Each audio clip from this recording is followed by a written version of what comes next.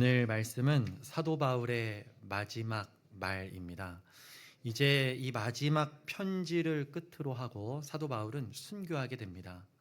그렇게 약 30년 정도 하나님께 잘 쓰임 받고 순교를 하게 되는 것이죠. 그래서 오늘 7절과 8절을 다시 보시면 함께 읽어볼까요? 시작. 나는 선한 싸움을 싸우고 나의 달려갈 길을 마치고 믿음을 지켰으니 이제 후로는 나를 위하여 의의 면류관이 예비되었으므로 주 곧 의로우신 재판장이 그날에 내게 주실 것이며 내게만 아니라 주의 나타나심을 사모하는 모든 자에게도니라. 사도 바울이 이렇게 얘기하죠. 나는 선한 싸움을 다 싸웠다. 이제 나의 믿음의 경주를 완주했다. 그래서 나는 지금 기대하는 것은 의의 면류관 받는 거, 그거를 아주 기대하고 있다. 이렇게 이야기를 합니다. 저와 여러분도 이런 고백을 할 수 있으면 좋겠어요. 믿음의 길을 다 걸어간 후에 정말 그 결승점을 통과해서 하나님이 씌워주실 의의 면류관을 한 사람도 빠짐없이 다 받으셨으면 좋겠습니다. 그래서 오늘 다시 꿈꾸는 교회 마지막 시간 말씀의 제목을 완주를 꿈꾸다로 정했습니다. 사도 바울이 이렇게 자기가 가야 할 믿음의 길을 다 간 후에 이제 주님 곁으로 가게 될 건데, 사랑하는 교회는 남겨두고 가야 되잖아요. 그래서 이 교회에 꼭 해주고 싶은 한마디를 남겨둡니다. 그것이 무엇입니까? 2절입니다. 자, 2절 함께 읽겠습니다. 시작.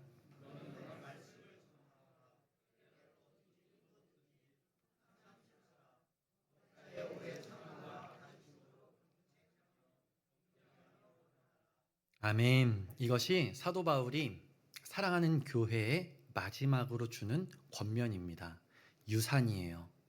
이게 사도 바울이 생각했을 때는 가장 중요한 겁니다. 자, 그 중에서 한 문장을 꼽으라고 한다면 이것입니다. 너는 말씀을 전파하라. 우리의 메시지 아닙니다. 우리가 인생을 살아보니까 야, 이거 참 유익하더라. 야, 이건 조금 아쉽더라. 뭐 이런 얘기 유언때 할 수 있습니다. 그런데 정말 꼭 한마디를 하라고 한다면 그런 거 아니에요. 그런 거 아니에요. 우리 인생을 통해서 얻어진 교훈 남겨놓는 거 아닙니다. 사도 바울은 하나님의 말씀을 남겨두길 원했어요. 그리고 이 하나님의 말씀을 전해주길 원했습니다. 그래서 사도 바울의 마지막 말은 너는 말씀을 전파하라예요. 우리의 메시지 아니고요. 하나님의 말씀입니다. 자, 이 말씀이 얼마나 중요한지 아는 사람들은 이 말씀 쫓아갑니다. 그리고 그 역시 생명을 생명의 길을 끝마칠 때 그거 남겨둘 거예요. 말씀이요, 말씀. 그 말씀이 전해져서 저와 여러분에게까지 온 것 아니겠습니까? 그래서요, 여러분, 말씀은 하나님께서 우리에게 주신 가장 좋은 선물입니다. 그리고 우리에게 숙제로 주신 것이기도 해요. 너는 말씀을 전파하라. 하나님께서 말씀을 통해서 이 세상을 회복하길 원하시는데 그 말씀을 누구에게 위임하셨어요? 저와 여러분에게 위임하셨어요. 그래서 여러분, 말씀을 전파하실 책임이 있으십니다. 제가 여기서 여러분에게 꼭 가르쳐드리고 싶은 말씀의 3가지 책임이 있습니다. 이거를 꼭 기억해 주시길 바라요. 먼저 말씀의 첫 번째 책임은 듣는 것입니다. 말씀을 듣는 거예요. 왜냐하면 믿음은 들음에서 나기 때문입니다. 그 들음을 통해서 믿음이 나고 믿음을 통해서 거듭나는 겁니다. 새 생명을 누리려면 말씀을 들어야 해요. 그래서 말씀에 대한 첫 번째 책임은 듣는 것입니다. 그런가 하면 두 번째 책임도 있어요. 그것은 순종하는 겁니다. 말씀을 들었다면 그 들은 말씀대로 순종하는 거예요. 순종이 역사를 만들기 때문입니다. 하나님께서 한 걸음 떼라고 말씀하시면 한 걸음을 떼야 돼요. 그래야만 요단강이 열립니다.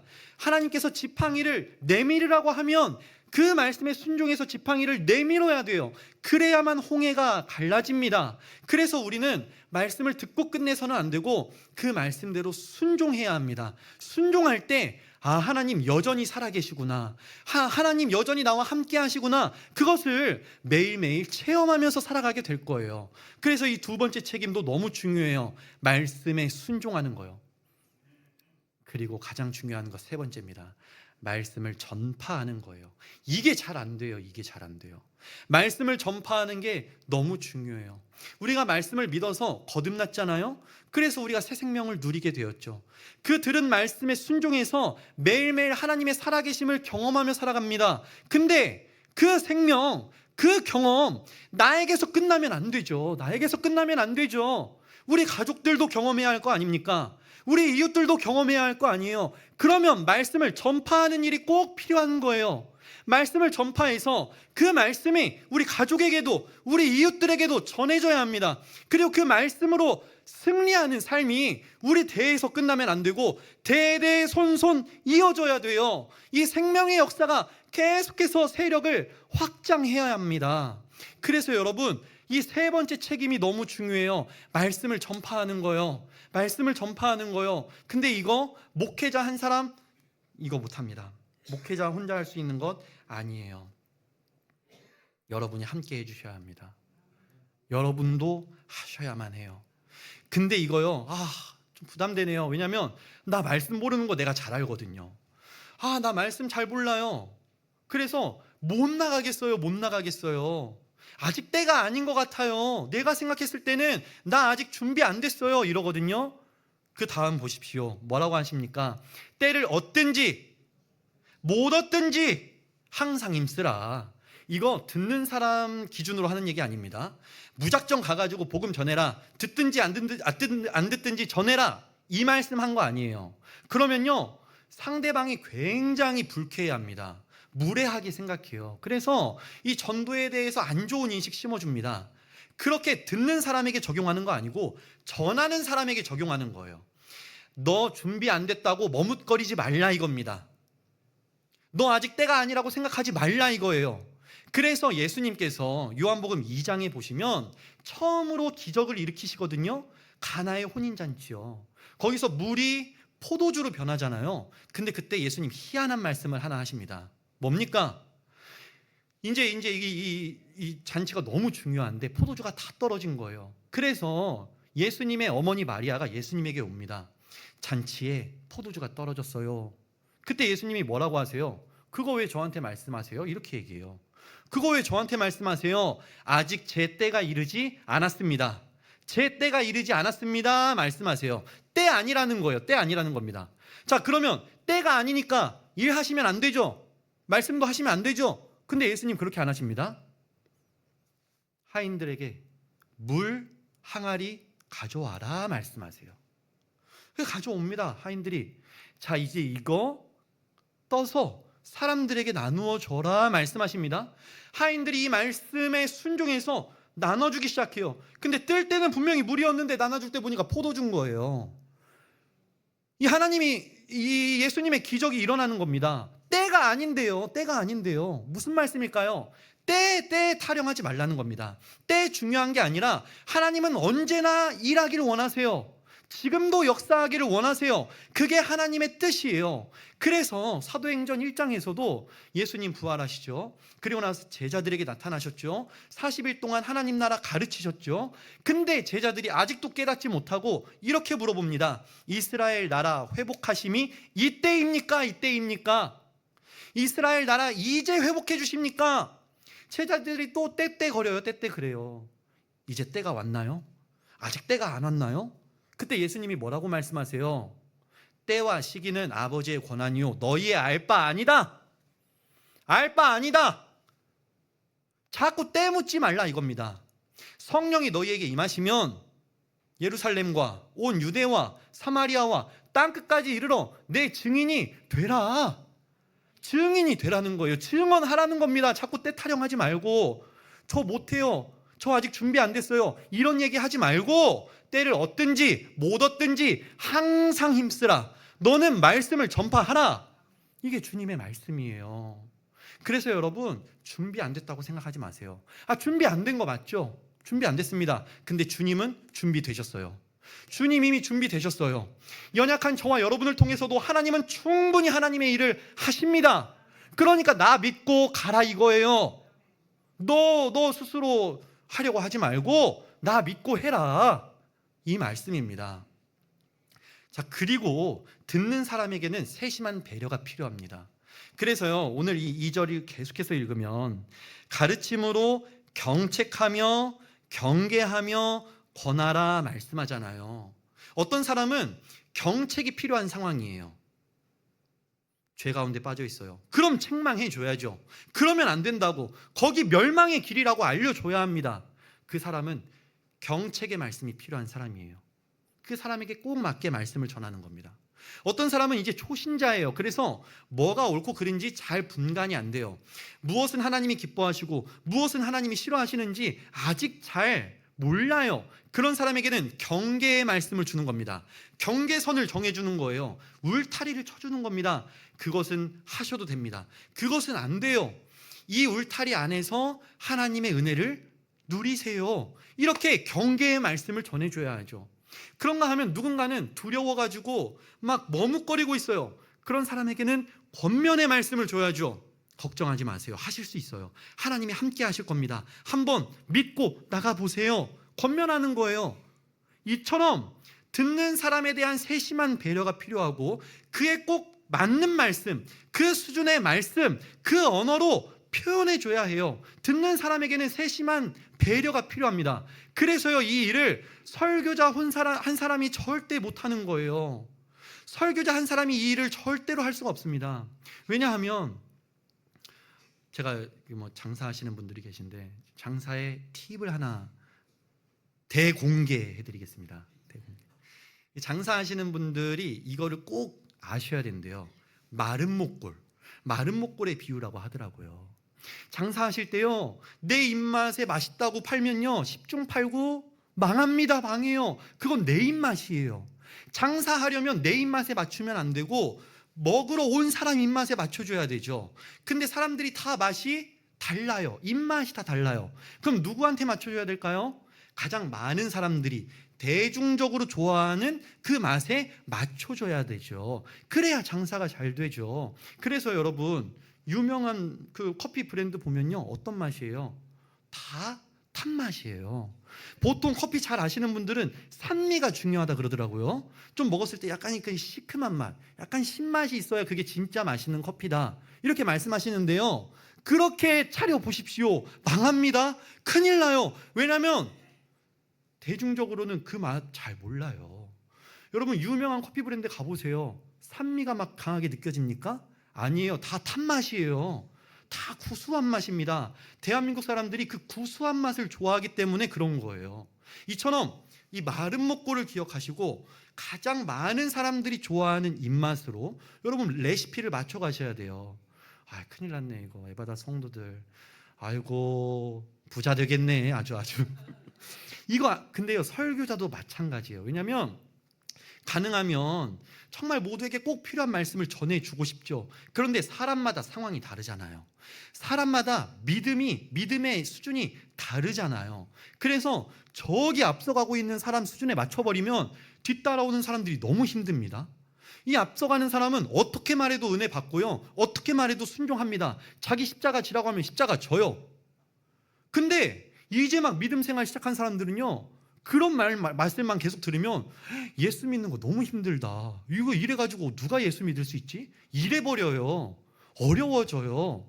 자, 그렇다고 이제 막 믿기 시작한 사람 수준에 맞추면요, 그러면 이제 앞서가는 사람들은 갈급한 거예요. 채워지지가 않는 거예요. 더 말씀을 깊게 묵상하기를 원하고 더 삶에 도전적으로 적용하기를 원하는 거예요. 자, 그럼 설교자는 어떻게 하냐? 어쩔 수 없이 마른 목골. 그래서 많은 사람들이 공감할 수 있고 많은 사람들이 필요로 하는 말씀을 준비할 수밖에 없습니다.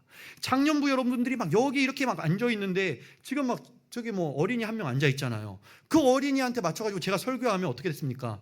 어린이는 은혜 받겠죠. 근데 여러분은 뭐 저런 말씀을 제가 내가 저런 말씀 들으려고 온 게 아닌데, 이럴 수 있잖아요. 그러다 보니까 장년부 설교는 장년부에 맞고 중고등부 설교는 중고등부에 맞춰서 하고 이럴 수밖에 없거든요. 그러면 그때 사각지대가 생길 수밖에 없죠. 사각지대가 생길 수밖에 없어요. 그때 여러분의 역할이 필요합니다. 여러분이 가셔서 말씀 전해주시는 거예요. 그 사람에게 꼭 필요한 말씀이에요. 그 사람 수준에 맞는 언어로 말씀해 주시는 역할을 여러분이 해 주셔야 합니다. 설교자 한 사람이 200명, 300명 다 만날 수가 없잖아요. 그래서 막 초신자가 와 있어요. 근데 막 말씀을 이렇게 들었긴 들었는데 오늘 말씀 참 힘들 것 같다. 왜냐하면 참 어려운 지명 나오고 익숙치 않은 이름들 나오고 막 어려운 신학적 용어가 나왔어요. 그러면은 초신자 옆에 붙어가지고 오늘 말씀 잘 들으셨어요? 어떠셨어요? 이해가 되셨나요? 혹시 조금 해소되지 않은 질문이 있으신가요? 물어보는 겁니다.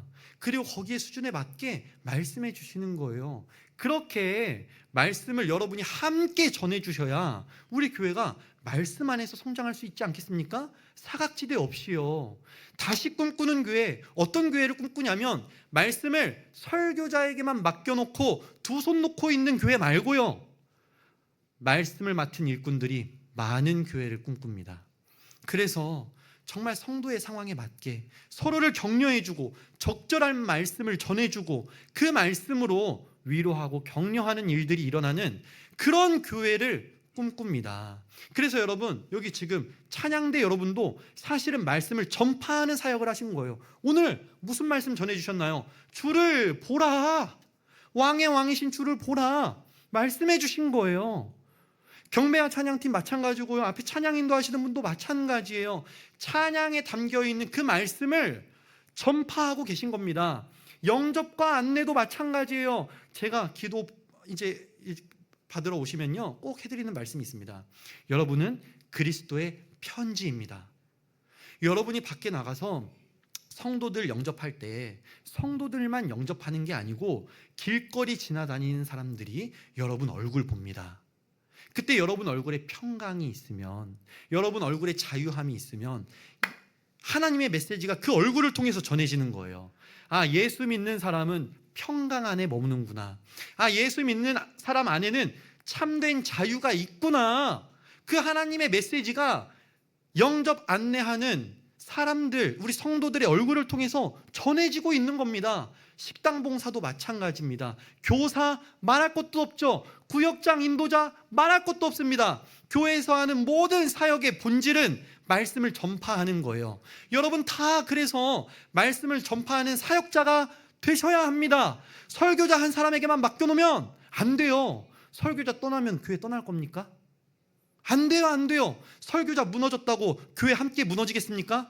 안 돼요. 설교자가 파가 나뉘어가지고 교회도 두 쪽 나는 거 경험하시려 그럽니까? 안 돼요, 안 돼요. 설교자 한 사람 너무 의지하시면 안 되고요, 우리가 모두가 다 말씀을 맡은 자 되어야 하고 함께 서로를 말씀으로 격려하고 도전하고 함께 말씀으로 흥황하는 교회를 세워 나가야 합니다. 이 세 가지 책임을 잘 기억해 주시길 바래요. 말씀을 들으십시오. 들어야 믿음이 생깁니다. 믿음으로 거듭나서 새 생명을 누릴 수 있습니다.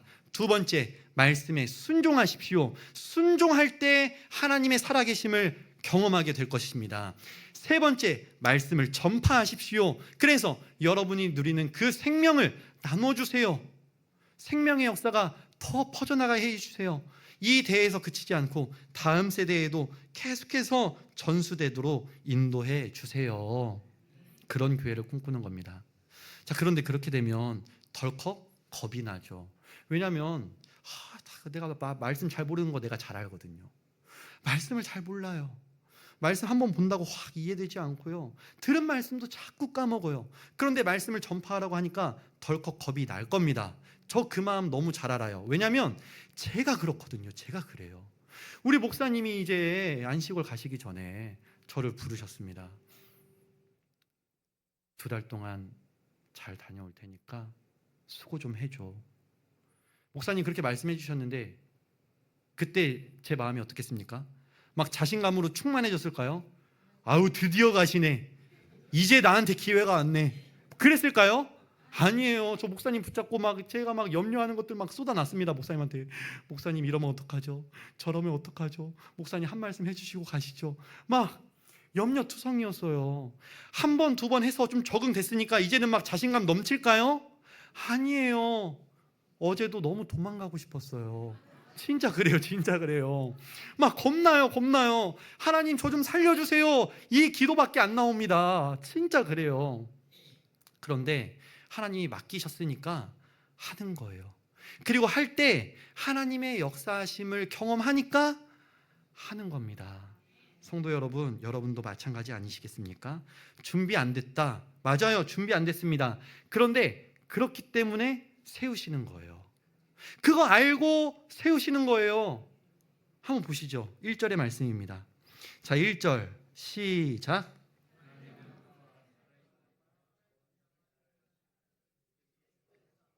그가 나타나실 것과 그의 나라를 두고 엄히 명하노니. 바울이 지금 디모데에게 말씀을 전파하라 이야기하는데요. 그때 야 이거 내가 맡기는 거 아니다 이렇게 이야기하는 겁니다. 지금 누구 앞에서 이 이야기를 한대요? 하나님 앞에서, 예수님 앞에서 지금 이 이야기를 하고 있대요. 무슨 말이냐면 하나님 승인 떨어졌다 이겁니다. 예수님이 지시하신 거라는 거예요. 지금 내가 그냥 임의로 누구 선택해서 얘기하는 게 아니라 하나님과 예수님 앞에서 하나님의 지시하심을 받고 디모데를 세우고 있다고 말씀하는 거예요. 저와 여러분도 마찬가지예요. 저와 여러분을 모르고 세우신 거 아닙니다. 알고 세우셨어요. 저와 여러분보다 저와 여러분을 더 잘 아시는 분이 하나님이십니다. 우리의 머리카락까지도 세신다 그래요. 우리의 연약함 모르지 않으세요? 아이고 나 쟤 잘못 세웠네. 제가 저런 애일 줄 내가 꿈에나 알았겠어? 아니에요. 하나님 다 아세요. 아시는데도 부르시는 거예요. 연약한 거 아시고 부르시는 거예요. 무슨 말씀일까요? 너 연약한 거 알아. 근데 걱정하지 마. 내가 할 거니까. 이 말씀이에요. 그리고 오히려 연약하기 때문에 세우십니다. 연약하기 때문에 세우시는 거예요. 자신감이 넘친다? 그런 사람 일부러 안 세우십니다. 여러분, 모세가 40세 때 자기 민족 구원하려고 이집트 노동감독관을 쳐 죽입니다. 자기가 그때는 막 자신감 넘쳤어요. 자기 힘으로 동족 이스라엘을 구원할 수 있다고 생각했어요. 그때 어떻게 하시나요? 광야로 보내세요. 너 아직 준비 안 됐다. 너 광야로 가라. 그래서 이 모세가 광야 가지 않습니까? 광야에서 40년 보내요. 그리고 80세 노인이 됩니다. 그때 모세가 이제 힘이 다 빠졌어요. 그때 하나님이 나타나시죠. 모세야, 너 이제 가라. 너 이제 가서 이스라엘 내 백성들 구원해 내라. 그때 모세가 뭐라고 해요? 저 못해요 하나님. 저 못해요 하나님. 이렇게 얘기해요. 그러니까 가라 이겁니다. 너 못하는 거 알게 됐으니까 이제 가라는 거예요. 이제 나 의지할 거니까. 너 못하는 거 이제 알았지? 이제 나만 의지할 수 있겠지? 이제 나를 붙들 수 있겠지? 그러니까 가. 내가 할 거니까. 이겁니다. 저와 여러분이 자신감 있다고 시키시지 않아요. 오히려 막 도망가고 싶고, 오히려 준비 안 됐다고 생각이 되어지고, 저는 못해요 할 때 너 이제 준비됐구나. 이제 가라. 내가 함께 할 거야. 너를 통해서 내가 역사할 거야. 말씀해 주시는 겁니다. 여러분, 준비 안 됐다고 느껴지세요? 잘 됐네요. 하나님이 여러분 통해서 이제 일하실 겁니다. 여러분, 아직 내가 할 수 있다고 느끼세요? 좀 기다리셔야겠네요. 하나님은 교만한 자를 물리치십니다. 이 사실을 잘 기억하시고, 하나님 저 준비 안 됐어요.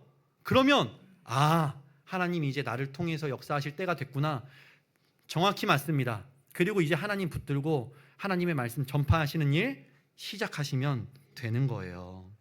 자, 그런가 하면 하나님의 말씀을 전파해야 하는 또 다른 이유가 있습니다. 3절과 4절의 말씀을 보시죠. 자, 3절 4절 시작.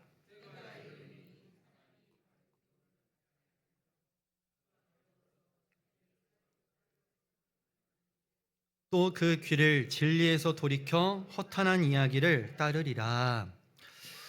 말씀을 전파하는 일에 힘써야 하는 이유는 말세가 가까이 왔기 때문입니다. 말세가 가까이 오면 어떤 일이 일어난대요? 사람들이 바른 교훈을 거부한대요. 진리를 거부한대요. 그리고 듣기에 좋은 말, 내 사욕을 채워주는 말, 내 가려운 귀를 긁어줄 수 있는 말을 찾아다닌대요. 허탄한 이야기 듣는 거 좋아한대요. 그리고 그 사역을 채워줄 수 있는 스승이 많이 나타난대요. 그게 말세에 일어날 특징이래요. 그렇다면요, 여러분, 저는 말세가 이미 왔다는 생각이 들어요. 말세에 이미 왔습니다. 왜냐면요, 예전에는 우리가 한 스승 만나는 거 쉽지 않았어요. 왜냐면 만나야만 가르침이 전수됐잖아요.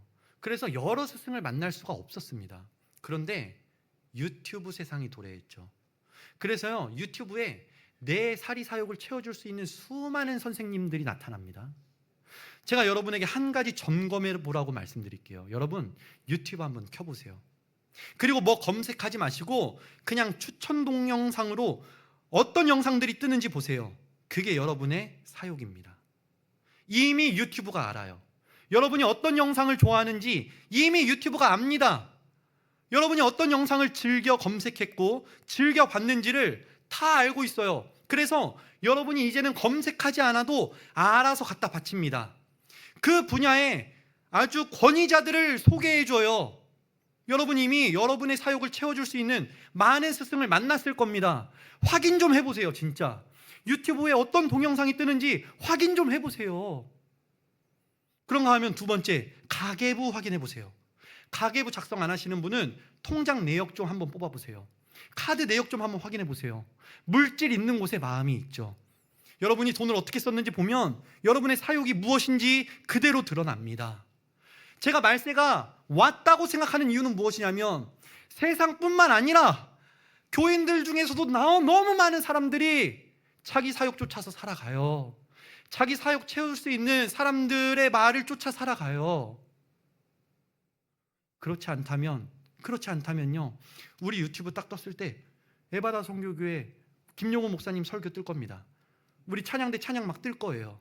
아니면은 뭐 다른 교회여도 정말 말씀 깊이 있게 전해주시는 목사님들 설교 막 뜰 겁니다. 유튜브에요.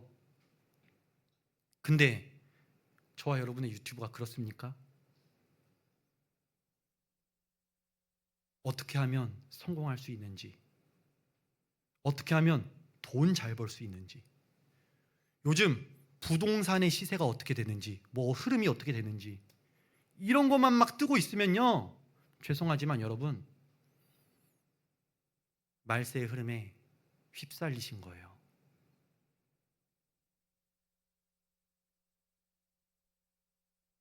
꼭 점검해 보세요. 꼭 점검해 보세요. 여러분의 유튜브는 어떻습니까? 여러분의 가계부는 어떻습니까? 꼭 점검해 보셔야 돼요. 말세에 휩쓸리지 마십시오. 그러려면 말씀을 전파해야 돼요. 5절입니다. 자, 5절의 말씀을 읽어보죠. 시작. 그러나 너는 모든 일에 신중하여 고난을 받으며 전도자의 일을 하며 내 직무를 다하라. 말세가 오면 사람들이 허탄한 이야기 쫓아다니고 내 간지러운 귀 시원하게 해주는 그 스승들 쫓아다닐 텐데, 많은 사람들이 간다고 해가지고 덥석 따라가지 말고 신중해라, 분별해라. 정말 거기에 생명이 있는지를 따져봐라. 잠깐 멈춰라. 아이고 늦었다, 큰일 났다. 사람들 저기 막 우르르 가는데 나 너무 늦었다, 큰일 났다 하고 무작정 쫓아가지 말고 신중해라. 정말 거기에 생명이 있는지, 정말 하나님의 뜻이 거기에 있는지 따져보고 분별하고, 아니면 멈춰라. 멈추면 고난당합니다. 왜냐하면 사람들이 많이 가는 길은 이유가 있어요. 진짜 거기에 성공이 있어요. 정말 거기에 부가 있어요. 정말 거기에 명예가 있어요. 거기 가야 이름 날릴 수 있어요. 그런데 따져보니까 거기에 하나님의 생명이 없으면 멈춰야죠. 멈추는 순간 어떻게 될까요? 고난받죠. 가난해질 겁니다.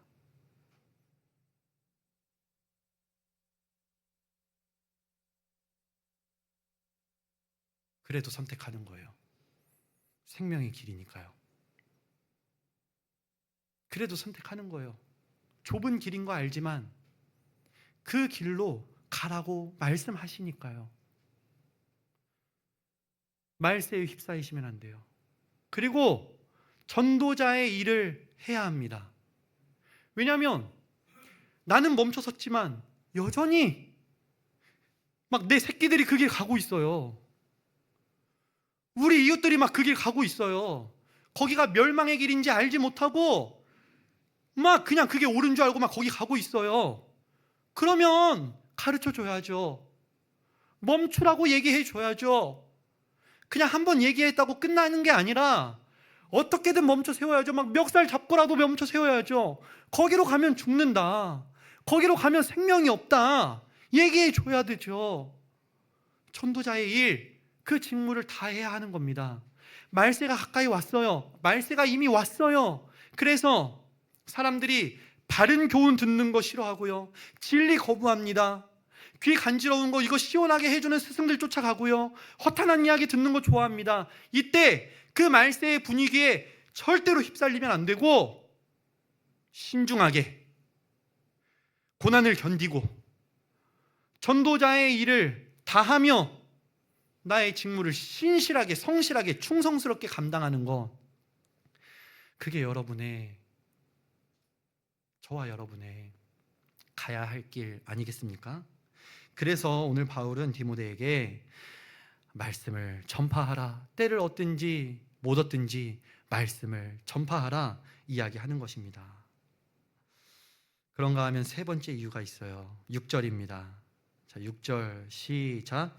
전제와 같이 내가 벌써 부어지고 나의 떠날 시각이 가까웠도다. 이제 바울은 더 하고 싶어도 못해요.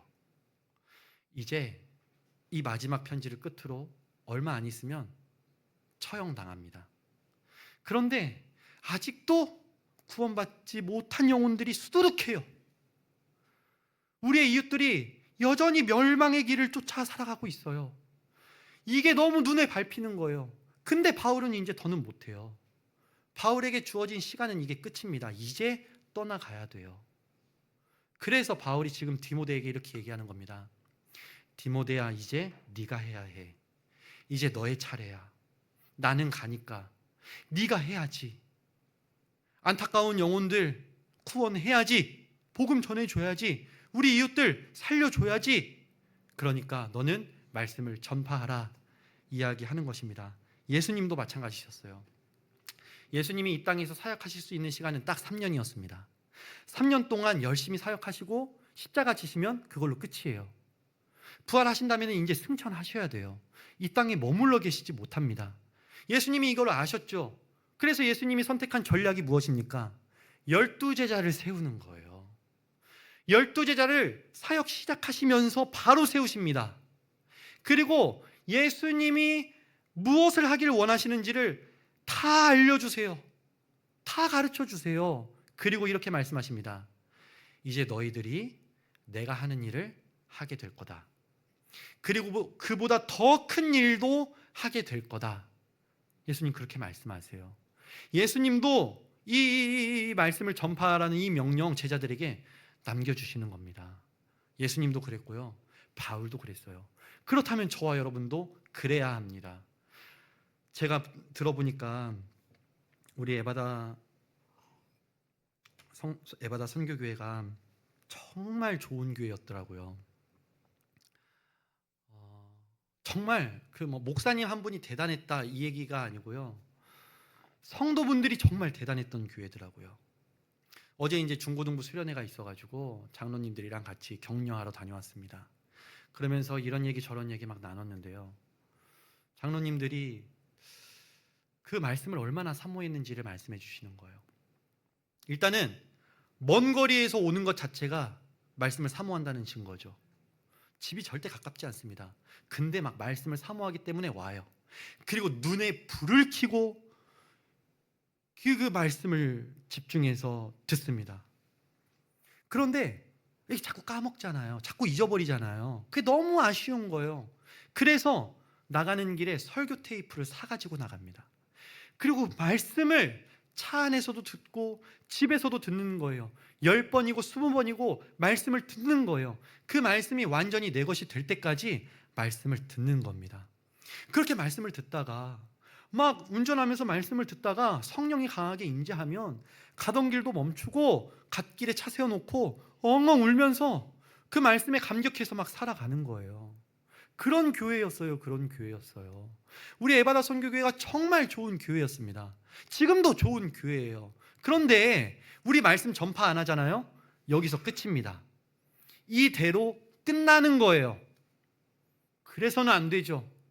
저와 여러분이 그렇게 말씀을 사모했고 말씀에 천착해서 살아갔듯이 우리의 자녀들도 그렇게 살아야 할 거 아니에요.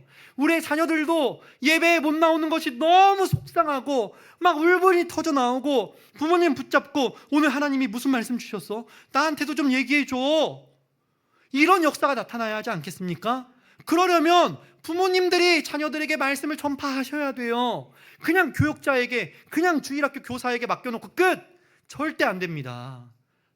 절대 안 돼요.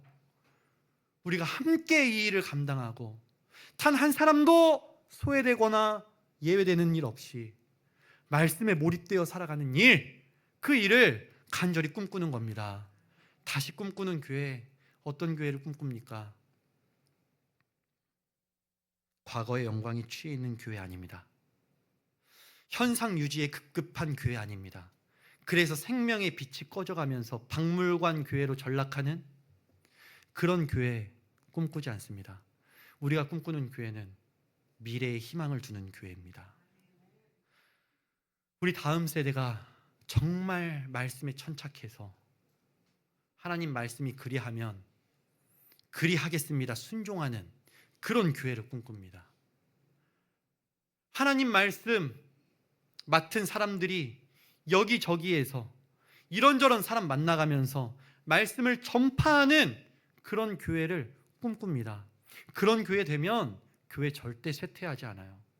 교회 절대 쇠퇴하지 않습니다. 말씀이 흥황하는 교회는 반드시 부흥하기 마련이고 반드시 그 생명의 역사에 사람들이 몰려들기 마련이에요. 그래서 여러분, 저는 절대로 교회 쇠퇴하는 거 두 눈 뜨고 못 봅니다. 교회가 정말 살아날 수만 있다면 드릴 거예요. 제 생명 드릴 겁니다.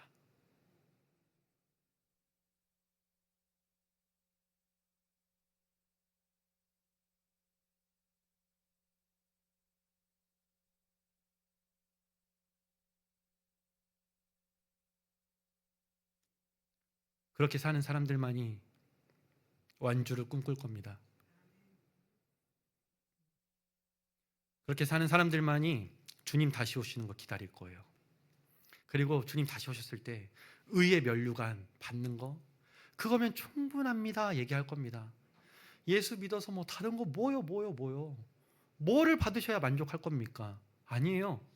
예수님 칭찬 한마디면 충분해요. 잘했다. 아이고 고맙다. 착하고 충성된 내 아들아, 내 딸아, 이제 내게 와서 쉼을 누려라. 그 한마디면 충분하잖아요. 우리 교회 다시 살려봅시다. 미래 세대에 희망 걸어봅시다. 그리고 하나님의 말씀 가감없이 전해줍시다. 어떻게든 말씀으로 양육해 봅시다. 다른 걸로 승부 보려고 하지 말고 말씀으로 승부 봅시다. 우리 자녀들 다른 거 얻어야 뭐 이거 아닙니다. 하나님과 동행하는 자녀 되면 그걸로 충분합니다. 그렇게 고백하면서 우리 자녀들에게 말씀 먹이는 일 부지런히 한번 해봅시다. 그러면 우리 교회 하나님께서 멋지게 들어 사용하실 겁니다. 그렇게 우리 에바다 선교교회가 말씀으로 흥황하는 교회 되면요, 주님 다시 오실 때 의의 면류관 받을 겁니다. 그거 간절히 사모하는 교회 되었으면 좋겠습니다.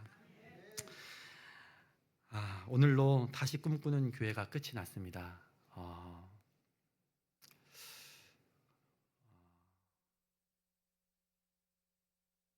우리 하나님께 큰 영광의 박수 한번 올려드릴까요? 하나님이 세우신 우리 에바다 선교교회, 지금도 하나님께서 동일하게 함께 해주시고 하나님의 뜻대로 인도해 주고 계심을 믿습니다. 그 하나님의 놀라운 역사에 한 분도 빠짐없이 동참하시기를 바라고, 그래서 하나님 나라 완성될 때 의의 면류관 다 받으실 수 있기를 주님의 이름으로 축복합니다. 하나님 아버지, 말씀으로 은혜 주시고 도전 주심에 감사합니다. 세상에 헛된 것, 나의 사욕들을 쫓아 살아가는 삶을 중단하게 하여 주시고 하나님의 진리의 말씀을 쫓아 살아가는 우리 모두가 되게 하여 주시옵소서. 우리에게 말씀을 전파하는 직무를 맡겨주심을 감사합니다. 너무 부족하지만, 너무 연약하지만 하나님만 의지하며 맡기신 일을 충실히 감당할 때에 우리의 말씀을 통해 하나님 나라가 확장되는 그 놀라운 역사를 경험하게 하여 주시옵소서. 다시 꿈꾸는 교회 되기를 원합니다. 과거의 영광에 취해서 현상 유지에 급급하고 생명의 빛이 꺼져가는 안타까운 교회 되지 않게 하여 주시고 여전히 하나님의 말씀으로 흥왕하는 교회 되어서 하나님의 말씀, 하나님의 생명을 땅끝까지 전파하는 우리 에바다 선교교회 되게 하여 주시옵소서. 감사드리며 예수님의 이름으로 기도드립니다. 아멘.